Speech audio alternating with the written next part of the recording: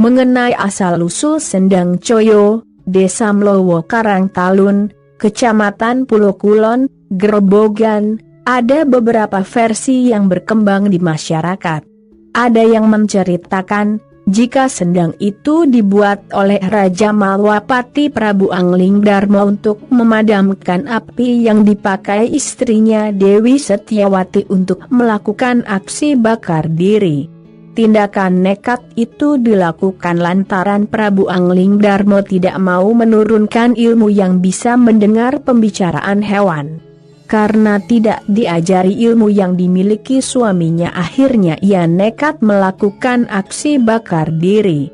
Konon ceritanya, kolam yang airnya dipakai untuk memadamkan api yang membakar Dewi Setiawati akhirnya jadi Sendang Coyo ini.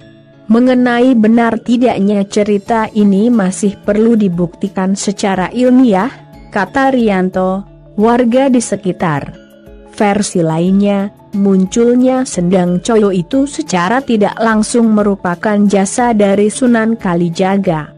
Ceritanya, pada saat itu, Sunan Kalijaga beserta beberapa muridnya sedang mengembara untuk menyiarkan agama Islam dan sempat melewati kawasan hutan yang ada. Pada saat tiba, para pengikut Sunan Kalijaga merasa kehausan karena tidak menemukan sumber air. Padahal mereka baru saja melakukan perjalanan jauh. Kemudian, Sunan Kalijaga meminta para muridnya untuk beristirahat. Sementara ia akan mencoba mencari sumber air di sekitar kawasan hutan tersebut. Sebelum beranjak pergi, Sunan Kalijaga sempat menancapkan sebuah tongkat bambu di dekat sebuah pohon besar. Lama ditunggu, Sunan Kalijaga tidak kunjung kembali. Kemudian, salah seorang muridnya secara tidak sengaja mencabut tongkat bambu yang sebelumnya ditancapkan gurunya. Saat tongkat dicabut, muncul sebuah keajaiban, di mana dari lubang bekas tancapan tongkat itu memancar air dari dalam tanah. Kemudian, murid segera minum air sampai puas. Usai minum air, mereka merasa badannya menjadi segar dan tenaganya pulih kembali. Setelah puas minum, para murid Sunan Kalijaga mencari tempat teduh untuk istirahat sambil menanti kedatangan gurunya. Dalam masa istirahat ini, tanpa mereka ketahui, air yang keluar dari bekas tancapan tongkat bambu terus mengucur deras sehingga akhirnya menjadi sebuah kolam kecil. Ketika Sunan Kalijaga akhirnya kembali, para murid menceritakan keanehan yang dialami ketika tanpa sengaja mencabut tongkat bambu.